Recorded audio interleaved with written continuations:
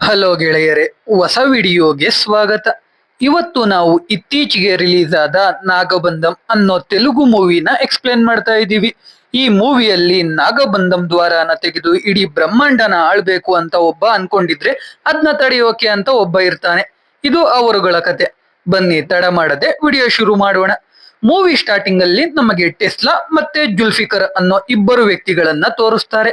ಆ ಇಬ್ಬರು ನಾಗಬಂಧಂ ಅನ್ನೋ ಬುಕ್ ನ ಹುಡುಕ್ತಾ ಒಂದು ಗುಹೆಗೆ ಬರ್ತಾರೆ. ಇಬ್ರು ಬುಕ್ ಹುಡುಕ್ತಾ ಬೇರೆ ಬೇರೆ ಕಡೆ ಹೋಗ್ತಾರೆ. ಅವಾಗ ಜುಲ್ಫಿಕರ್ ಒಂದು ಮರದ ಹತ್ರ ಹೋಗ್ತಾನೆ. ಅಲ್ಲಿ ಯಾರೋ ಅವನ್ನ ವಶಕ್ಕೆ ತಗೋತಾರೆ. ಯಾರು ಅಂತ ನೋಡಿದ್ರೆ ಮರದಲ್ಲಿ ತುಂಬಾ ವರ್ಷಗಳಿಂದ ಸಿಕ್ಕಾಕೊಂಡಿರೋ ಬೈರಾಗಿ ಅನ್ನೋ ಮಂತ್ರವಾದಿ. ಅವನು ಜುಲ್ಫಿಕರ್ಗೆ, ನನ್ಗೆ ನಿನ್ಗೆ ಜನ್ಮ ಜನ್ಮಗಳ ಸಂಬಂಧ ಇದೆ, ನಾವಿಬ್ರು ಸೇರಿ ನಾಗಬಂಧಂ ದ್ವಾರನ ಓಪನ್ ಮಾಡ್ಬೇಕು. ಅದಕ್ಕೆ ಮೊದ್ಲು ನಾನು ಇಲ್ಲಿಂದ ಬಿಡುಗಡೆ ಆಗ್ಬೇಕು, ಅದಕ್ಕೆ ನೀನು ಬ್ರಹ್ಮ ಕಮಲ ತರಬೇಕು ಅಂತ ಹೇಳ್ತಾನೆ. ಜುಲ್ಫಿಕರ್ ಓಕೆ ಅಂತಾನೆ. ಅದ್ನ ಟೆಸ್ಲಾ ನೋಡ್ತಾನೆ. ಟೆಸ್ಲಾ ಅಲ್ಲಿಂದ ಎಸ್ಕೇಪ್ ಆಗ್ತಾನೆ. ಇದೆಲ್ಲ ನಡೀತಾ ಇರೋದು 1962ರಲ್ಲಿ. ಇವಾಗ ನಮ್ಗೆ ಆರ್ಕಿಯೋಲಾಜಿಸ್ಟ್ ಡಿಪಾರ್ಟ್ಮೆಂಟ್ ನ ತೋರಿಸ್ತಾರೆ. ಅದರ ಹೆಡ್ ಪ್ರಭಾಕರ್ ಅಂತ. ಟೆಸ್ಲಾ ಬಂದು ಪ್ರಭಾಕರ್ನ ಭೇಟಿ ಆಗ್ತಾನೆ. ಇವಾಗ ಟೆಸ್ಲಾ ಹತ್ರ ನಾಗಬಂಧಂ ಬುಕ್ ಇರುತ್ತೆ. ಅದಕ್ಕೆ ಅದ್ರ ಬಗ್ಗೆ PM ಗೆ ಹೇಳೋಕೆ ಒಂದು ಇವೆಂಟ್ಗೆ ಹೋಗ್ತಾರೆ. PM ನಾಳೆ ಮನೆಗೆ ಬರೋಕೆ ಹೇಳ್ತಾರೆ. ಪ್ರಭಾಕರ್ ಟೆಸ್ಲಾನ ಒಂದು ಚರ್ಚ್ ಹತ್ರ ತಂದು ಬಿಡ್ತಾನೆ. ಅವತ್ತೇ ಟೆಸ್ಲಾ ಮಗಳಾದ ರಿಯಾ ಬರ್ಡೇ ಇರುತ್ತೆ. ಟೆಸ್ಲಾ ಹೆಂಡತಿ ರೇವತಿ. ಟೆಸ್ಲಾ ಅವನ ಹೆಂಡತಿ ಜೊತೆ ಮಾತಾಡ್ತಾ ಚರ್ಚ್ ಅಲ್ಲಿ ಕನ್ಫೆಸ್ ಮಾಡೋಕೆ ಕನ್ಫೆಷನ್ ರೂಮ್ಗೆ ಹೋಗ್ತಾನೆ. ಆದ್ರೆ ಫಾದರ್ನ ಯಾರೋ ಸಾಯಿಸ್ಬಿಡ್ತಾರೆ. ಯಾರು ಅಂತ ನೋಡಿದ್ರೆ ಜುಲ್ಫಿಕರ್. ಇವಾಗ ಅವನ ಜೊತೆ ರೌಡಿಗಳ ಗುಂಪು ಇರುತ್ತೆ.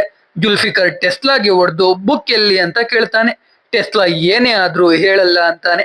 ಕಡೆಗೆ ಟೆಸ್ಲಾಗೆ ಹೊಡೆದು ಸಾಯಿಸೇ ಬಿಡ್ತಾನೆ. ರೇವತಿ ಗರ್ಭಿಣಿ ಆಗಿರ್ತಾಳೆ. ಅವಳಿಗೂ ಸಾಯೋ ತರ ಹೊಡಿತಾನೆ. ಆಮೇಲೆ ರಿಯಾಗೆ ಶೂಟ್ ಮಾಡೋಕೆ ಗನ್ ತೆಗಿತಾನೆ. ಇಲ್ಲಿಗೆ ಸೀನ್ ಕಟ್ ಆಗುತ್ತೆ. ಇವಾಗ ನಮಗೆ ತುಳಸಿವನಂ ಅನ್ನೋ ಊರನ್ನ ತೋರಿಸ್ತಾರೆ. ಅಲ್ಲಿ ದೇವಿಯ ಪೂಜೆ ಆಗ್ತಾ ಇರುತ್ತೆ. ಅಲ್ಲಿಗೆ ಈ ಕಥೆಯ ನಾಯಕ ರುದ್ರ ಅವನ್ ತಂಗಿ ಮಾನಸನ ಭುಜದ ಮೇಲೆ ಕೂರಿಸ್ಕೊಂಡು ಬರ್ತಾನೆ. ಮಾನಸ ತಂದ ಹಾಲಿನಿಂದಾನೇ ಶಿವಲಿಂಗಕ್ಕೆ ಪೂಜೆ ಶುರು ಮಾಡ್ತಾರೆ. ಅವತ್ತೇ ಮಾನಸ ತಾಯಿ ಮಾನಸ ಮದುವೆನ ಪಕ್ಕದ ಊರಿನ ಹುಡುಗನ ಜೊತೆ ನಿಶ್ಚಯ ಮಾಡಿರೋದಾಗಿ ಎಲ್ರ ಮುಂದೆ ಹೇಳ್ತಾಳೆ. ಆದ್ರೆ ಮಾನಸ ಅತ್ತೆ ಏನೇ ಆದ್ರೂ ಮಾನಸನ ಅವಳ ಮಗನಿಗೆ ಕೊಡ್ಬೇಕು ಅಂತ ಹೇಳ್ತಾಳೆ. ಮಾನಸ ತಾಯಿ ಆಗಲ್ಲ ಅಂತಾರೆ. ರುದ್ರ ಕೂಡ ಆಗಲ್ಲ ಅಂತಾನೆ. ಅದಕ್ಕೆ ರುದ್ರನ ಅತ್ತೆ ರುದ್ರಗೆ, ನೀನೊಬ್ಬ ಅನಾಥ, ನೀನ್ ಮಾತಾಡೋ ಆಗಿಲ್ಲ ಅಂತಾರೆ. ಅಂದ್ರೆ ರುದ್ರ ಒಬ್ಬ ಅನಾಥ. ಅವನ್ನ ಮಾನಸ ತಾಯಿನೇ ಸಾಕಿರ್ತಾರೆ. ಇವಾಗ ರುದ್ರನೇ ಅವ್ರ ದೊಡ್ಡ ಮಗ ಆಗಿರ್ತಾನೆ. ಮಾನಸ ಅತ್ತೆ ರುದ್ರ ಬಗ್ಗೆ ಮಾತಾಡಿದ್ಕೆ ಮಾನಸಾಗೆ ಕೋಪ ಬಂದು ಅವಳ ಅತ್ತೆ ಅಂತ ಕೂಡ ನೋಡದೆ ಬೈತಾಳೆ. ಹಾಗೆ ಜಗಳ ಆಡ್ಕೊಂಡು ಎಲ್ಲ ಮನೆ ಕಡೆ ಹೋಗ್ತಾರೆ. ಮಾನಸ ಅತ್ತೆ ಮಗ ಮಾತ್ರ ತುಂಬಾ ಕೋಪದಲ್ಲಿ ಇರ್ತಾನೆ. ರುದ್ರ ಬೇಜಾರಲ್ಲಿ ನದಿ ದಂಡೆ ಹತ್ರ ಎಣ್ಣೆ ಕುಡಿತಾ ಇರ್ತಾನೆ. ಅಲ್ಲಿಗೆ ಮಾನಸ ಅವಳ ಮದುವೆ ಆಗೋ ಹುಡುಗ ಇಬ್ರು ಬಂದು ರುದ್ರನಿಗೆ ಊಟ ತಿನ್ಸಿ ಸಂಜೆ ಆಗ್ತಿದೆ ಮನೆಗೆ ಬಾ ಅಂತ ಹೇಳಿ ಹೋಗ್ತಾರೆ. ಆ ದಿನ ರಾತ್ರಿ ರುದ್ರ ಅವ್ರ ಅತ್ತೆ ಮನೆಗೆ ಹೋಗಿ ಅವನ್ ಮಾವನ ಬಳಿ ಕೂತ್ಕೊಂಡು ಮದುವೆಗೆ ಯಾರು ಬರ್ದೇ ಇದ್ರು ನೀವು ಬರ್ಲೇಬೇಕು ಅಂತ ಹೇಳ್ತಾ ಇರ್ತಾನೆ. ಅವಾಗ ಅವನ್ ಮಾವನ್ ಮಗ ರುದ್ರಗೆ ಓದಿತಾನೆ. ಎಲ್ರು ಮುಂದೆ ಅವಮಾನ ಮಾಡಿ ಕಳಿಸ್ತಾನೆ. ರುದ್ರ ಅದೇ ಬೇಜಾರಲ್ಲಿ ದೋಣಿಲಿ ಮಲಗಿರ್ತಾನೆ. ಅವಾಗ ಅವನಿಗೆ ಅವನ್ ಸುತ್ತ ಹಾವುಗಳು ಇರೋ ರೀತಿ ಫೀಲ್ ಆಗ್ತಾ ಇರುತ್ತೆ. ಅದಕ್ಕೆ ವಾಪಸ್ ಮನೆ ಕಡೆ ಹೋಗ್ತಾನೆ. ಇಲ್ಲಿಗೆ ಸೀನ್ ಕಟ್ ಆದ್ರೆ ಇವಾಗ ನಮಗೆ ಶ್ರೀರಂಗಪುರಂನ ತೋರಿಸ್ತಾರೆ. ಅಲ್ಲೇ ಅನಂತ ಪದ್ಮನಾಭ ಸ್ವಾಮಿಯ ದೇವಸ್ಥಾನ ಇರೋದು. ಅಲ್ಲಿ ಸ್ವಾಮಿಗೆ ಪೂಜೆ ಮಾಡೋದು ಅಚ್ಯುತ ಆಚಾರ್ಯರು. ಅವರ ಭಕ್ತೆ ಪಾರ್ವತಿ. ಪಾರ್ವತಿ ನೋಡೋಕೆ ಟೆಸ್ಲಾ ಹೆಂಡತಿ ರೇವತಿ ತರಾನೇ ಇರ್ತಾಳೆ. ಇವಾಗ ಆಚಾರ್ಯರ ಹತ್ತಿರ ವೇದಗಳನ್ನ ಕಲಿಯೋಕೆ ಪ್ರಿಯಾ ಅನ್ನೋ ಇನ್ನೊಬ್ಬ ಹುಡುಗಿ ಬಂದಿರ್ತಾಳೆ. ಆದ್ರೆ ಇವಳು ನೋಡೋಕೆ ಏನೋ ಪ್ಲಾನ್ ಮಾಡ್ಕೊಂಡ್ ಬಂದಿರೋ ರೀತಿ ಕಾಣಿಸ್ತಾ ಇರ್ತಾಳೆ. ಇವಾಗ ದೇವರ ಉತ್ಸವ ಬರುತ್ತೆ. ಅಚ್ಯುತ ಆಚಾರ್ಯರು ಉತ್ಸವನ ಮುಗಿಸ್ತಾರೆ. ಆ ದಿನ ರಾತ್ರಿ ಪ್ರಿಯಾ ಎದ್ದು ದೇವರ ಮನೆಗೆ ಹೋಗಿ ದೇವಸ್ಥಾನದ ಕೀ ತಗೊಂಡ್ ಬರ್ತಾಳೆ. ದೇವಸ್ಥಾನಕ್ಕೆ ಹೋಗಿ ಬಾಗಿಲು ಓಪನ್ ಮಾಡ್ತಾಳೆ. ಸ್ವಾಮಿಯ ಬಳಿ ಬ್ರಹ್ಮ ಕಮಲ ಇಟ್ಟಿರ್ತಾರೆ. ಅವಳು ಅದನ್ನ ತಗೊಂಡು ಅವಳಿಗೋಸ್ಕರ ವೇಟ್ ಮಾಡ್ತಿದ್ದ ಪ್ರಭಾಕರ್ ಹತ್ರ ಬಂದು ಅದನ್ನ ಕೊಡ್ತಾಳೆ. ಪ್ರಭಾಕರ್ ಮತ್ತೆ ಅವನ ಅಸಿಸ್ಟೆಂಟ್ ಅದನ್ನ ತಗೊಂಡು ಕಾರಲ್ಲಿ ಎಸ್ಕೇಪ್ ಆಗ್ತಾ ಇರ್ತಾರೆ. ಆದ್ರೆ ಬ್ರಹ್ಮ ಕಮಲನ ನಾಗರ ಹಾವುಗಳು ರಕ್ಷಿಸ್ತಾ ಇರ್ತವೆ. ಅದರಿಂದ ಹಾವುಗಳು ಮರಗಳ ಮೇಲಿಂದ ಕಾರ್ ಮೇಲೆ ಬೀಳ್ತವೆ. ಅದರಿಂದ ಕಾರ್ಗೆ ಆಕ್ಸಿಡೆಂಟ್ ಆಗುತ್ತೆ. ಬ್ರಹ್ಮಕಮಲ ಕಾರಿಂದ ಈಚೆ ಬೀಳುತ್ತೆ. ಪ್ರಭಾಕರ್ ಹೇಗೋ ಕಾರಿಂದ ಇಳಿದು ಬ್ರಹ್ಮಕಮಲ ಹತ್ರ ಬಂದಾಗ ಅದ್ರ ಪಕ್ಕ ಹಾವು ಎಡೆ ಎತ್ತಿ ನಿಲ್ಲುತ್ತೆ. ಅವಾಗ ಅವನ ಅಸಿಸ್ಟೆಂಟ್ ಆ ಹಾವಿನ ಕಡೆ ಶೂಟ್ ಮಾಡ್ತಾನೆ. ಹಾವು ಅಸಿಸ್ಟೆಂಟ್ ನ ಸುತ್ತಾಕೊಂಡು ಕಚ್ಚಿ ಸಾಯಿಸುತ್ತೆ. ಆ ಗ್ಯಾಪ್ ಅಲ್ಲಿ ಪ್ರಭಾಕರ್ ಬ್ರಹ್ಮಕಮಲ ಎತ್ಕೊಂಡು ಪ್ಲೇನ್ ಅಲ್ಲಿ ಎಸ್ಕೇಪ್ ಆಗ್ತಾನೆ. ಆದ್ರೆ ಒಂದು ಗರುಡ ಪ್ಲೇನ್ ಮೇಲೆ ಅಟ್ಯಾಕ್ ಮಾಡುತ್ತೆ. ಅದರಿಂದ ಪ್ಲೇನ್ ಹರಿಯೋ ನದಿಯಲ್ಲಿ ಒಂದು ಮರಕ್ಕೆ ತಗಲಾಕೊಳ್ಳುತ್ತೆ. ಆ ಜಾಗದ ಹೆಸರು ಭೈರವ ಕೋಣ ಅಂತ. ಇವಾಗ ಆ ಭೈರವ ಕೋಣಕ್ಕೆ ಹೋಗ್ಬೇಕು ಅಂತ ಶೀರಾ ಅನ್ನೋ ವ್ಯಕ್ತಿ ಅವನ್ ಗ್ಯಾಂಗ್ ಜೊತೆ ಬರ್ತಾನೆ. ದೋಣಿಲಿ ರುದ್ರಾನೆ ಶೀರಾ ಗ್ಯಾಂಗ್ ನ ಕರ್ಕೊಂಡು ಹೋಗ್ತಾನೆ. ಯಾಕಂದ್ರೆ ರುದ್ರಾಗೆ ಅವನ್ ತಂಗಿ ಮದುವೆ ಮಾಡೋಕೆ ದುಡ್ಡು ಬೇಕಿರುತ್ತೆ. ಶೀರಾ ಜಾಸ್ತಿ ದುಡ್ಡು ಕೊಡೋದಾಗಿ ಹೇಳಿರ್ತಾನೆ. ಅದಕ್ಕೆ ಈ ಶೀರಾ ಆ ಬ್ರಹ್ಮಕಮಲಕ್ಕೋಸ್ಕರ ಭೈರವ ಕೋಣಕ್ಕೆ ಹೋಗ್ತಾ ಇರ್ತಾನೆ. ದೋಣಿಲಿ ಹೋಗುವಾಗ ಕಾಡ್ ಜನರು ದೋಣಿ ಮೇಲೆ ಅಟ್ಯಾಕ್ ಮಾಡ್ತಾರೆ. ಶೀರಾ ಕಡೆಯವರು ಕಾಡ್ ಜನಗಳನ್ನ ಕೊಲ್ತಾ ಇರ್ತಾರೆ. ರುದ್ರ ಶೀರಾ ಕಡೆಯವರಿಂದ ಕಾಡ್ ಜನರನ್ನ ಕಾಪಾಡ್ತಾ ಅವರಿಂದ ಶೀರಾ ಜನರನ್ನ ಕಾಪಾಡ್ತಾ ಭೈರವ ಕೋಣಕ್ಕೆ ಹೋಗ್ತಾನೆ. ಆದ್ರೆ ಒಳಗೆ ಹೋಗೋಕೆ ಅಡ್ಡ ಗೇಟ್ ಇರುತ್ತೆ. ಅದಕ್ಕೆ ತುಂಬಾ ಹಾವುಗಳು ಸುತ್ತಾಕೊಂಡಿರ್ತವೆ. ರುದ್ರ ಆ ಗೇಟ್ ನ ಬೀಳಿಸಿ ಒಳಗೆ ಹೋಗ್ತಾನೆ. ಅಲ್ಲಿ ಪ್ರಭಾಕರ್ ಪ್ಲೇನ್ ಕಾಣಿಸುತ್ತೆ. ಮೊದಲು ರುದ್ರ ಒಬ್ನೇ ಬ್ರಹ್ಮಕಮಲ ತರೋಕೆ ಹೋಗ್ತಾನೆ. ಹೇಗೋ ಪ್ಲೇನ್ ಅಲ್ಲೇ ಬ್ರಹ್ಮಕಮಲ ಇರುತ್ತೆ. ಆದ್ರೆ ಅದ್ರ ಸುತ್ತ ಹಾವುಗಳು ಇರ್ತವೆ. ಅದನ್ನ ತಗೊಳ್ಳೋಕೆ ಹೋಗಿ ಆವಿಗೆ ಭಯಪಟ್ಟು ರುದ್ರ ಜಲಪಾತದ ಮೇಲಿಂದ ಬೀಳ್ತಾನೆ. ಬ್ರಹ್ಮಕಮಲ ಕೂಡ ಕೆಳಗೆ ಬೀಳುತ್ತೆ. ಅದನ್ನ ತಗೊಂಡ್ ಬರೋಕೆ ಶೀರಾ ಗ್ಯಾಂಗ್ ಜೊತೆ ಕೆಳಗೆ ಹಾರ್ತಾನೆ. ನೋಡಿದ್ರೆ ಮೊಸಳೆಗಳು ಇರ್ತವೆ. ಶೀರಾ ಗ್ಯಾಂಗ್ ನ ಮೊಸಳೆಗಳು ತಿಂದಾಕ್ತವೆ. ಶೀರಾ ಎಸ್ಕೇಪ್ ಆಗ್ತಾನೆ. ಜೊತೆಗೆ ರುದ್ರ ಮಾತ್ರ ಅವುಗಳ ಜೊತೆ ಫೈಟ್ ಮಾಡ್ತಾ ಬಂದು ದಡ ಸೇರ್ತಾನೆ. ಆದ್ರೆ ಮೂರ್ಛೆ ತಪ್ಪಿರ್ತಾನೆ. ಹಾಗೆ ಅಲ್ಲಿಗೆ ಬಂದ ಪಾರ್ವತಿ ಅವನ್ನ ನೋಡಿ ಊರ್ ಜನದ ಸಹಾಯದಿಂದ ಅವನ್ನ ಬದುಕಿಸ್ತಾಳೆ. ರುದ್ರಾಗೆ ಎಚ್ಚರ ಆಗುತ್ತೆ. ಅಲ್ಲಿಗೆ ಪಾರ್ವತಿ ಬರ್ತಾಳೆ. ರುದ್ರ ಪಾರ್ವತಿನ ಉತ್ಸವದಲ್ಲೇ ನೋಡಿ ಇಷ್ಟಪಟ್ಟಿರ್ತಾನೆ. ಪಾರ್ವತಿ ಬಂದು ಬ್ರಹ್ಮಕಮಲದ ಬಗ್ಗೆ ಕೇಳ್ತಾಳೆ. ಅವನು ನಾನು ಅದನ್ನ ಹುಡುಕ್ತಾನೆ ಹೋಗಿದ್ದೆ, ಆದ್ರೆ ಮಿಸ್ ಆಯ್ತು ಅಂತ ಹೇಳ್ತಾನೆ. ಅಲ್ಲಿ ಪಾರ್ವತಿ ಪ್ರಿಯಾ ಕೂಡ ಕಾಣಿಸ್ತಾ ಇಲ್ಲ ಅಂತ ಅವಳ ಫೋಟೋನ ತೋರಿಸ್ತಾಳೆ. ಅಷ್ಟರಲ್ಲಿ ಅಲ್ಲಿಗೆ ರುದ್ರನ ಅಮ್ಮ ಮಾನಸ ಎಲ್ರು ಬರ್ತಾರೆ. ರುದ್ರ ಸೇಫ್ ಆಗಿ ಇರೋದು ನೋಡಿ ಖುಷಿ ಆಗ್ತಾರೆ.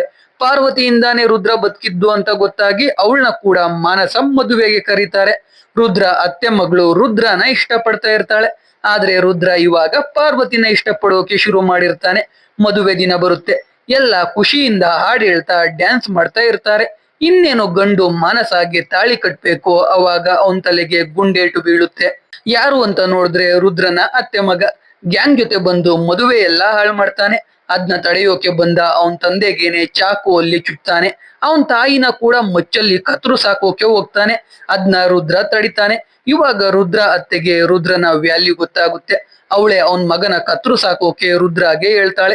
ರುದ್ರ ಮೊದ್ಲು ಅವನ್ ಕೈನ ಕತ್ರು ಸಾಕ್ತಾನೆ. ಅಡ್ಡ ಬಂದ ಎಲ್ರೂನು ಸಾಯಿಸ್ತಾ ಇರ್ತಾನೆ. ಅವಾಗ ಅಲ್ಲಿಗೆ ಶೀರಾ ಅವನ್ ಗ್ಯಾಂಗ್ ಜೊತೆ ಎಂಟ್ರಿ ಕೊಡ್ತಾನೆ. ಬ್ರಹ್ಮಕಮಲ ಎಲ್ಲಿ ಅಂತ ಕೇಳ್ತಾ ಇರ್ತಾನೆ. ಆದ್ರೆ ರುದ್ರಾಗೆ ಅದು ಎಲ್ಲಿದೆ ಅಂತ ಗೊತ್ತಿರಲ್ಲ ಅಲ್ವಾ, ಅದಕ್ಕೆ ಗೊತ್ತಿಲ್ಲ ಅಂತ ಇರ್ತಾನೆ. ಆದ್ರೆ ಶೀರಾ ಅವನ್ ಹೇಳೋ ಮಾತನ್ನೇ ಕೇಳ್ತಾ ಇರಲ್ಲ. ಶೀರಾ ಬ್ರಹ್ಮಕಮಲ ಹುಡುಕ್ತಾ ಇರೋದು ಬೇರೆ ಯಾರಿಗೂ ಅಲ್ಲ, ಜುಲ್ಫಿಕರ್ಗೋಸ್ಕರ. ಅದೇ ಟೈಮ್ಗೆ ಅಲ್ಲಿಗೆ ಜುಲ್ಫಿಕರ್ ಬರ್ತಾನೆ. ಬರೋ ಮುಂಚೆ ಇಡೀ ಊರನ್ನ ಸ್ಮಶಾನ ಮಾಡಿ ಬಂದಿರ್ತಾನೆ. ಅಂದ್ರೆ ಮಕ್ಳು ಮರಿ ಅಂತ ನೋಡದೆ ಎಲ್ರೂನು ಸಾಯಿಸಿರ್ತಾನೆ. ಬಂದು ರುದ್ರನ ಬಳಿ ಬ್ರಹ್ಮಕಮಲ ಕೇಳ್ತಾನೆ. ರುದ್ರ ಗೊತ್ತಿಲ್ಲ ಅಂತ ಹೇಳ್ತಾ ಜುಲ್ಫಿಕರ್ ಕಡೆ ಅವ್ರ ಜೊತೆ ಫೈಟ್ ಮಾಡ್ತಾ ಇರ್ತಾನೆ. ಎಲ್ಲ ಸೇರಿ ರುದ್ರನ ಹಿಡ್ಕೋತಾರೆ. ಜುಲ್ಫಿಕರ್ ರುದ್ರನ ಅತ್ತೆ ಮಾವ ಅತ್ತೆ ಮಗಳನ್ನ ಕೊಲ್ತಾನೆ. ಜೊತೆಗೆ ರುದ್ರ ತಾಯಿನ ಕೂಡ ಕೊಲ್ತಾನೆ. ಕಡೆಗೆ ರುದ್ರನ ಕಣ್ಮುಂದೆನೆ ಮಾನಸಾಗೆ ಬೆಂಕಿ ಇಟ್ಟು ಬೂದಿ ಮಾಡ್ತಾನೆ. ಅದನ್ನ ನೋಡಿ ರುದ್ರಾಗೆ ಕೋಪ ಬಂದು ಎಲ್ರಿಗೂ ಹೊಡೆಯೋಕೆ ಶುರು ಮಾಡ್ತಾನೆ. ರುದ್ರನ ಆ ರೀತಿ ನೋಡಿದ ಜುಲ್ಫಿಕರ್ಗೆ ಯಾವುದೋ ಹಳೆ ಘಟನೆ ನೆನಪಾಗಿ ಭಯ ಶುರುವಾಗುತ್ತೆ. ರುದ್ರ ಜುಲ್ಫಿಕರ್ಗೂ ಸರಿಯಾಗಿ ಹೊಡಿತಾನೆ. ಜುಲ್ಫಿಕರ್ ಎಸ್ಕೇಪ್ ಆಗ್ತಾ ಇರ್ತಾನೆ. ರುದ್ರ ಅವನ್ ಕೊಲ್ಲೋಕೆ ಹೋಗ್ತಾ ಇರ್ತಾನೆ. ಅವಾಗ ಹಿಂದೆಯಿಂದ ಪಾರ್ವತಿ ರುದ್ರಾಗೆ ಚುತ್ತಾಳೆ. ಅಲ್ಲಿಗೆ ಪ್ರಭಾಕರ್ ಪ್ಲೇನ್ ಅಲ್ಲಿ ಬರ್ತಾನೆ. ಪ್ರಭಾಕರ್ ಲ್ಯಾಂಡ್ ಮಾಡಿದಾಗ ಬೀಸಿದ ಗಾಳಿಗೆ ಮರಳಿನಲ್ಲಿ ಇದ್ದ ಬ್ರಹ್ಮಕಮಲ ಕಾಣಿಸುತ್ತೆ. ಪಾರ್ವತಿ ಅದನ್ನ ಎತ್ಕೊಂಡು ಪ್ರಭಾಕರ್ ಮತ್ತೆ ಜುಲ್ಫಿಕರ್ ಜೊತೆ ಎಸ್ಕೇಪ್ ಆಗ್ತಾಳೆ.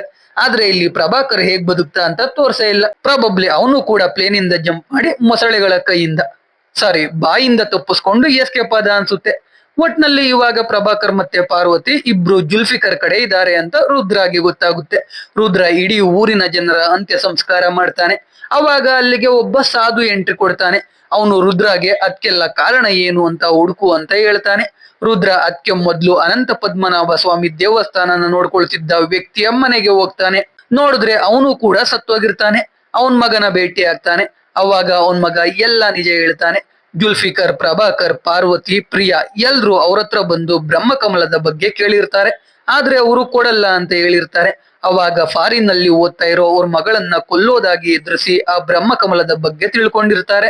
ಅದಕ್ಕೆ ಪಾರ್ವತಿ ಮೊದ್ಲು ಆಚಾರ್ಯರ ಶಿಷ್ಯ ತರ ನಾಟಕ ಮಾಡ್ತಾ ಅವರ ನಂಬಿಕೆಯನ್ನ ಗಳಿಸಿರ್ತಾಳೆ. ಆಮೇಲೆ ಪ್ಲಾನ್ ಎಕ್ಸಿಕ್ಯೂಟ್ ಮಾಡೋ ಟೈಮಲ್ಲಿ ಪ್ರಿಯಾ ಬಂದು ಜಾಯಿನ್ ಆಗಿರ್ತಾಳೆ. ಆದ್ರೆ ಬ್ರಹ್ಮಕಮಲನ ಪ್ರಿಯಾ ಕದ್ದಿರಲ್ಲ, ಸ್ವತಃ ಪಾರ್ವತಿನೇ ಕದ್ದಿರ್ತಾಳೆ. ಅವಳೇ ತಗೊಂಡೋಗಿ ಪ್ರಭಾಕರ್ಗೆ ಕೊಟ್ಟಿರ್ತಾಳೆ. ಇದ್ನೆಲ್ಲ ಇವಾಗ ಆ ವ್ಯಕ್ತಿ ರುದ್ರಗೆ ಹೇಳಿ ಮೊದಲು ಪಾರ್ವತಿನ ಹುಡುಕೋಕೆ ಹೇಳ್ತಾನೆ. ರುದ್ರ ಪಾರ್ವತಿನ ಹುಡುಕ್ತಾ ಹೋಗ್ತಾನೆ. ಪಾರ್ವತಿ ಆಚಾರ್ಯರ ಮನೆಗೆ ಹೋಗೋದು ಕಾಣಿಸುತ್ತೆ. ಅವನು ಪಾರ್ವತಿನ ಫಾಲೋ ಮಾಡ್ತಾ ಹೋಗ್ತಾನೆ. ಪಾರ್ವತಿ ಆಚಾರ್ಯರ ಬಳಿಗೆ ಹೋಗಿ ಇವಾಗ ಅವಳು ಎಲ್ಲಾ ನಿಜ ಹೇಳೋಕೆ ಶುರು ಮಾಡ್ತಾಳೆ. ಪಾರ್ವತಿ ಮತ್ತೆ ರೇವತಿ ಟ್ವಿನ್ಸ್ ಆಗಿರ್ತಾರೆ. ಟೆಸ್ಲಾ ಮತ್ತೆ ಜುಲ್ಫಿಕರ್ ಪ್ರಭಾಕರ್ ಜೊತೆ ಆರ್ಕಿಯಾಲಜಿ ಡಿಪಾರ್ಟ್ಮೆಂಟ್ ಅಲ್ಲಿ ಕೆಲಸ ಮಾಡ್ತಾ ಇರ್ತಾರೆ. ರೇವತಿ ಮತ್ತೆ ಟೆಸ್ಲಾ ಪ್ರೀತಿ ಮಾಡಿ ಮದುವೆ ಆಗ್ತಾರೆ. ಅದು ಪ್ರಭಾಕರ್ಗೆ ಇಷ್ಟ ಆಗಲ್ಲ. ಅದಕ್ಕೆ ಟೆಸ್ಲಾ ರೇವತಿ ಮನೆಯಿಂದ ದೂರ ಹೋಗಿ ಜೀವನ ಮಾಡ್ತಾ ಇರ್ತಾರೆ. ಆಮೇಲೆ ಟೆಸ್ಲಾಗೆ ರಿಯಾ ಹುಡ್ತಾಳೆ. ಇದ್ರಿಂದ ಪ್ರಭಾಕರ್ ಅವ್ರನ್ನ ವಾಪಸ್ ಮನೆಗೆ ಕರೆಸ್ಕೊಳ್ತಾನೆ. ಪ್ರಭಾಕರ್ ರಿಯಾನ ತುಂಬಾ ಚೆನ್ನಾಗಿ ನೋಡ್ಕೊಳ್ತಾ ಇರ್ತಾನೆ. ಆದ್ರೆ ಟೆಸ್ಲಾ ಮೇಲೆ ಇನ್ನೂ ಕೋಪ ಹಾಗೆ ಇರುತ್ತೆ. ಅದಕ್ಕೆ ನಾಗಬಂಧಂ ಬುಕ್ ಬಗ್ಗೆ ಡೀಟೇಲ್ಸ್ ಇದ್ದ ಫೈಲ್ ನ ಜುಲ್ಫಿಕರ್ಗೆ ಕೊಡ್ತಾನೆ. ಆಮೇಲೆ ಜುಲ್ಫಿಕರ್ ಮತ್ತೆ ಟೆಸ್ಲಾ ಗುಹೆಗೆ ಹೋಗ್ತಾರೆ. ಅಲ್ಲಿ ಟೆಸ್ಲಾಗೆ ನಾಗಬಂಧಂ ಬುಕ್ ಸಿಗುತ್ತೆ. ಅದು ಜುಲ್ಫಿಗೆ ಸಿಗ್ಬಾರ್ದು ಅಂತ ಟೆಸ್ಲಾ ಅದನ್ನ ಪ್ರಭಾಕರ್ಗೆ ಕೊಟ್ಟು ಚರ್ಚ್ಗೆ ಹೋಗಿರ್ತಾನೆ. ಅಲ್ಲಿಗೆ ಜುಲ್ಫಿ ಬಂದು ಟೆಸ್ಲಾ ಮತ್ತೆ ರೇವತಿನ ಸಾಯಿಸಿರ್ತಾನೆ. ರಿಯಾ ಬರ್ಡೇ ಇದ್ದ ಕಾರಣ ಅಲ್ಲಿಗೆ ಪ್ರಭಾಕರ್ ಕೂಡ ಬಂದಿರ್ತಾನೆ. ಅವನ್ ಜೊತೆ ಬುಕ್ ಕೂಡ ತಂದಿರ್ತಾನೆ. ಕಡೆಗೆ ಜುಲ್ಫಿ ಬುಕ್ ತಗೊಂಡು ಸುಮ್ನೆ ಹೋಗಲ್ಲ. ರಿಯಾನ ಕರ್ಕೊಂಡೋಗಿ ಪ್ರಭಾಕರ್ ಮತ್ತೆ ಪಾರ್ವತಿ ಕೈಲಿ ಬ್ರಹ್ಮಕಮಲ ಕದಿಯೋ ಕೆಲಸ ಮಾಡಿಸ್ತಾನೆ. ಸೊ ಇದ್ರಿಂದ ನಮ್ಗೆ ಗೊತ್ತಾಗುತ್ತೆ ಪಾರ್ವತಿ ಒಳ್ಳೆ ಅವಳೆ, ಆದ್ರೆ ರಿಯಾಗೋಸ್ಕರ ಇಷ್ಟೆಲ್ಲ ಮಾಡಿದ್ದು ಅಂತ. ಇದ್ನೆಲ್ಲ ಕೇಳಿ ರುದ್ರ ಅಲ್ಲಿಗೆ ಬರ್ತಾನೆ. ಇವಾಗ ಪಾರ್ವತಿ ಇದ್ನೆಲ್ಲ ಆಚಾರ್ಯರ ಬಳಿ ಯಾಕೆ ಹೇಳಿರ್ತಾಳೆ ಅಂದ್ರೆ, ನಾಗಬಂಧಂ ಬಾಗಿಲು ತೆಗೆಯೋಕೆ ಬ್ರಹ್ಮಕಮಲ ಇದ್ರೆ ಸಾಕಾಗಲ್ಲ, ಗರುಡ ಮಂತ್ರ ಕೂಡ ಹೇಳ್ಬೇಕಿರುತ್ತೆ. ಅದಕ್ಕೆ ಪಾರ್ವತಿ ಗರುಡ ಮಂತ್ರ ಕೇಳ್ತಾಳೆ. ಆಚಾರ್ಯರು ಏನು ಯೋಚನೆ ಮಾಡದೆ ಗರುಡ ಮಂತ್ರ ಇದ್ದ ತಾಳೆ ಗರಿಗಳನ್ನ ತಂದು ಕೊಡ್ತಾರೆ. ರುದ್ರ ಕೂಡ ಪಾರ್ವತಿ ಜೊತೆ ಹೋಗ್ತಾನೆ. ಈ ಕಡೆ ಜುಲ್ಫಿಕರ್ ಬ್ರಹ್ಮಕಮಲ ತಗೊಂಡು ಆ ಗುಹೆಗೆ ಹೋಗ್ತಾನೆ.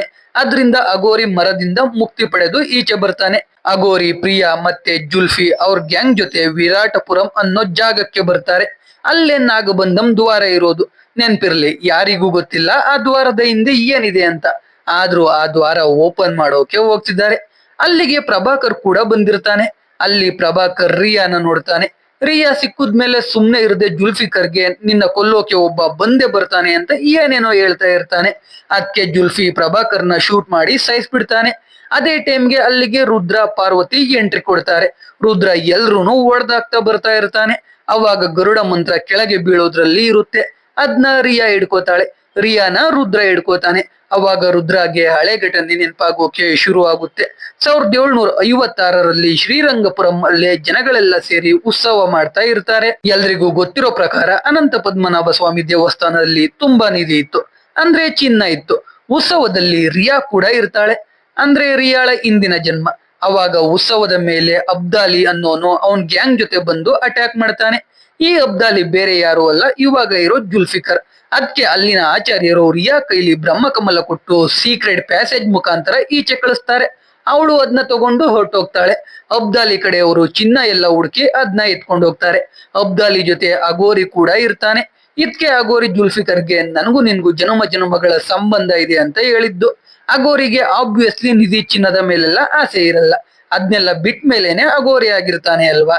ಆದ್ರೆ ಅವನಿಗೆ ಬ್ರಹ್ಮಾಂಡನ ಆಳೋ ಶಕ್ತಿ ಬೇಕಿರುತ್ತೆ. ಆ ಶಕ್ತಿ ನಾಗಬಂಧಂ ದ್ವಾರದ ಹಿಂದೆ ಇದೆ ಅಂತ ಅಗೋರಿ ನಂಬಿರ್ತಾನೆ. ಆ ದ್ವಾರ ಓಪನ್ ಮಾಡೋಕೆ ಗರುಡ ಮಂತ್ರ ಮತ್ತೆ ಬ್ರಹ್ಮಕಮಲ ಬೇಕಿರುತ್ತೆ. ಆದ್ರೆ ಇವಾಗ ಅಗೋರಿಗೆ ಬ್ರಹ್ಮಕಮಲ ಕಾಣಿಸಲ್ಲ. ಅದಕ್ಕೆ ಅದನ್ನ ಹುಡುಕೋಕೆ ಜುಲ್ಫಿಕರ್ಗೆ ಹೇಳ್ತಾನೆ. ಜುಲ್ಫಿಕರ್ ಕಡೆಯವರು ರಿಯಾನ ಹುಡುಕ್ತಾರೆ, ಬ್ರಹ್ಮಕಮಲನ ಎತ್ಕೊಳ್ತಾರೆ. ರಿಯಾ ತಪ್ಪಿಸ್ಕೊಂಡು ಹೋಗ್ತಾಳೆ. ದ್ವಾಪರ ಯುಗ ಅಂತ್ಯ ಆಗುವಾಗ ನಾಗ ಸಾಧುಗಳು ನಾಗಬಂಧಂ ದ್ವಾರನ ಲಾಕ್ ಮಾಡಿ ಮಂತ್ರ ಹಾಕಿ ಬ್ರಹ್ಮಕಮಲನ ಸೃಷ್ಟಿ ಮಾಡಿ ಅದನ್ನ ಅನಂತ ಪದ್ಮನಾಭ ಸ್ವಾಮಿ ದೇವಸ್ಥಾನಕ್ಕೆ ಕೊಟ್ಟಿರ್ತಾರೆ. ಮುಂದೆ ಕಲಿಯುಗದಲ್ಲಿ ಯಾರು ಅದನ್ನ ಕದಿಬಾರ್ದು ಅಂತ ನಾಗಸರ್ಪ ಮಂತ್ರನ ಹಾಕಿರ್ತಾರೆ. ಆ ಮಂತ್ರನ ತೆಗಿಬೇಕು ಅಂದ್ರೆ ಗರುಡ ಪುರಾಣ ಓದ್ಬೇಕು. ಎಲ್ರಿಗೂ ಗೊತ್ತು ಅವುಗಳನ್ನ ಗರುಡ ತಿಂತವೆ ಅಂತ. ಅದಕ್ಕೆ ಅವುಗಳ ಮಂತ್ರ ಹೋಗ್ಬೇಕು ಅಂದ್ರೆ ಗರುಡ ಪುರಾಣ ಓದ್ಬೇಕು. ಇದನ್ನೆಲ್ಲ ಇವಾಗ ಅಗೋರಿ ಜುಲ್ಫಿಕರ್ಗೆ ಹೇಳ್ತಾನೆ. ಈ ಕಡೆ ನಮ್ಗೆ ನಾಗ ಸಾಧುಗಳನ್ನ ತೋರಿಸ್ತಾರೆ. ಅವರೇ ನಾಗಬಂಧಂ ದ್ವಾರನ ಕಾಪಾಡ್ತಾ ಇರೋದು. ತಪ್ಪಿಸ್ಕೊಂಡು ಹೋದ ರಿಯಾ ನಾಗ ಸಾಧುಗಳ ಬಳಿ ಹೋಗಿ ಬ್ರಹ್ಮಕಮಲ ಅಂತಾಳೆ. ಅದ್ರಲ್ಲಿ ಮೇನ್ ನಾಗ ಸಾಧು ನಮ್ಮ ರುದ್ರನೇ ಆಗಿರ್ತಾನೆ. ರುದ್ರ ಇವಾಗ ದ್ವಾರ ಕಾಪಾಡೋಕೆ ಹೋಗ್ತಾನೆ. ಆದ್ರೆ ಆಗಲ್ಲ, ಎಲ್ಲ ಸೇರಿ ಅವನಿಗೆ ಹೊಡಿತಾರೆ. ಆಮೇಲೆ ಅಗೋರಿ ಜುಲ್ಫಿಕರ್ನ ಕರ್ಕೊಂಡೋಗಿ ಬ್ರಹ್ಮಕಮಲನ ಇಟ್ಟು ಗರುಡ ಪುರಾಣ ಓದ್ತಾ ಇರ್ತಾನೆ. ಬಾಗಿಲು ಓಪನ್ ಆಗ್ತಾ ಇರುತ್ತೆ. ಈಚೆ ರಿಯಾ ಜುಲ್ಫಿಕರ್ಗೆ ಬೈತಾ ಇರ್ತಾಳೆ. ಹಿಂದೂ ಧರ್ಮದ ಬಗ್ಗೆ ಹೇಳ್ತಾ ಇರ್ತಾಳೆ. ಅದನ್ನ ಕೇಳಿ ಕೋಪ ಮಾಡಿಕೊಂಡು ಜುಲ್ಫಿಕರ್ ರಿಯಾನ ಸಾಯಿಸೇ ಬಿಡ್ತಾನೆ. ಅದನ್ನ ನೋಡ್ತಿದ್ದ ಕೈಲಾಸದಲ್ಲಿ ಇದ್ದ ಶಿವನಿಗೆ ಕೋಪ ಬರುತ್ತೆ. ರುದ್ರನ ಮೇಲೆ ಶಿವ ಆಹ್ವಾನ ಆಗ್ತಾನೆ. ಎಲ್ಲರನ್ನ ಕೊಲ್ತಾ ಹೋಗಿ ಅಗೋರಿನ ಎತ್ತಿ ಬಿಸಾಡ್ತಾನೆ. ಅಗೋರಿ ಹೋಗಿ ಗುಹೆಗೆ ಬೀಳ್ತಾನೆ. ಮರ ಅಗೋರಿನ ಲಾಕ್ ಮಾಡುತ್ತೆ. ರುದ್ರ ಜುಲ್ಫಿಕರ್ನ ಸಾಯಿಸ್ತಾನೆ. ಇದು 1756ರಲ್ಲಿ ನಡೆದಿರೋ ಕತೆ. ಇದೇ ರೀತಿ ಇವಾಗ ಮತ್ತೆ ಆಗ್ತಾ ಇರುತ್ತೆ. ಅಗೋರಿ ಗರುಡ ಪುರಾಣ ಓದೋಕೆ ಶುರು ಮಾಡ್ತಾನೆ. ಡೋರ್ ಓಪನ್ ಆಗೋದ್ರಲ್ಲಿ ಇರುತ್ತೆ. ಜುಲ್ಫಿಕರ್ ರುದ್ರಾಗೆ ಹೊಡೆದು ಬಿಸಾಕಿರ್ತಾನೆ. ಅವಾಗ ಮತ್ತೆ ರುದ್ರ ಎದ್ದು ದ್ವಾರದ ಬಳಿ ಹೋಗ್ತಾನೆ. ಅವನ್ ಸುತ್ತ 7 ದೊಡ್ಡ ದೊಡ್ಡ ಹಾವುಗಳು ಬರ್ತವೆ. ಅಂದ್ರೆ 7 ಸರ್ಪ ಅನ್ಬೋದು. ರುದ್ರ ಸರ್ಪದ ತಲೆ ಮೇಲೆ ತ್ರಿಶೂಲ ಇಟ್ಕೊಂಡು ನಿಂತ್ಕೊಳ್ತಾನೆ. ಆಮೇಲೆ ಸರ್ಪ ಜುಲ್ಫಿಕರ್ನ ತಿನ್ನುತ್ತೆ. ರುದ್ರ ಅಗೋರಿನ ಕೊಲ್ತಾನೆ. ಇದ್ರಿಂದ ನಾಗಬಂಧಂ ಓಪನ್ ಆಗಲ್ಲ. ರುದ್ರ ಪಾರ್ವತಿ ರಿಯಾನ ಕರ್ಕೊಂಡು ಮನೆ ಕಡೆ ಹೋಗ್ತಾನೆ. ಅಲ್ಲಿ ರಿಯಾ ಪಾರ್ವತಿ ಹತ್ರ ಆ ದ್ವಾರದ ಹಿಂದೆ ಏನಿದೆ ಚಿಕ್ಕಮ್ಮ ಅಂತ ಕೇಳ್ತಾಳೆ.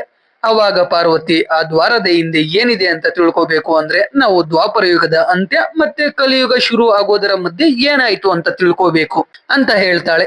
ಇಲ್ಲಿಗೆ ಮೂವಿ ಮುಗಿಯುತ್ತೆ. ಸೊ ಎಕ್ಸ್ಪ್ಲನೇಷನ್ ಕೇಳಿ ನಿಮ್ಗೇನ್ ಅನ್ನಿಸ್ತು ಅಂತ ಕಾಮೆಂಟ್ ಮಾಡಿ. ವಿಡಿಯೋ ಇಷ್ಟ ಆಗಿದ್ರೆ ಲೈಕ್ ಮಾಡಿ, ಕಂಟೆಂಟ್ ಇಷ್ಟ ಆಗಿದ್ರೆ ಮಾತ್ರ ಸಬ್ಸ್ಕ್ರೈಬ್ ಮಾಡ್ಕೊಂಡು ಸಪೋರ್ಟ್ ಮಾಡಿ. ಮತ್ತೆ ಇನ್ನೊಂದು ಸೂಪರ್ ಆಗಿರೋ ವಿಡಿಯೋ ಜೊತೆ ಸಿಗ್ತೀನಿ.